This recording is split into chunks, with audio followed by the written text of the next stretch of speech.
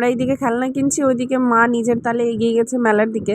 তো মাকে ফোন করলাম, তারপরে আমরা একসাথে চলে আসলাম মেলাতে। মেলাতে এসে দেখি এখনও প্রচুর দোকান বসেনি, মানে দোকানগুলো পুরো বন্ধ।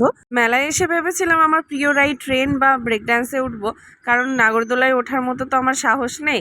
কিন্তু এসে দেখি ও বাবা, চারিদিকে এত পরিমাণে লাইট জ্বলছে, আর তার মধ্যে শ্যামা পোকা পুরো গিজগিজ করছে, সেগুলো চোখে মুখে ঢুকলে আর আমার উপায় নেই বাঁচার।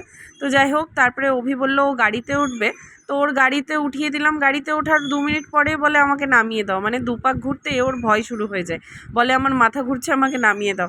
নেমে গিয়ে ও ভাবছে কেনই বা উঠলাম, ওটাতে প্রচণ্ড ভয় পেয়ে গেছিলো। তারপর সেখান থেকে নেমে ওই নাগরদোলা দেখে বলে আমি ওই গোল গোলটাতে উঠবো। ভাবো, গাড়িতে ঘুরতে পারে না, নাগরদোলায় উঠবে। আর এই নাগরদোলা নিয়ে জামাই আর শাশুড়িতে দেখো কি গল্প শুরু হয়েছে। আমার মা বলছে, মা যখন ছোট ছিল, মানে অল্প বয়স ছিল, এই 16-17 বছর, তখন নাকি নাগরদোলাই উঠতো। জামাই বলছে আমি কোনোদিনও উঠিনি। সত্যি এটা একটা সবার ফোবিয়া থাকে, আমি তো এতটাই ভয় পাই যে আমি ওই সব জিনিসের জীবনে উঠতেও চাই না বাবা।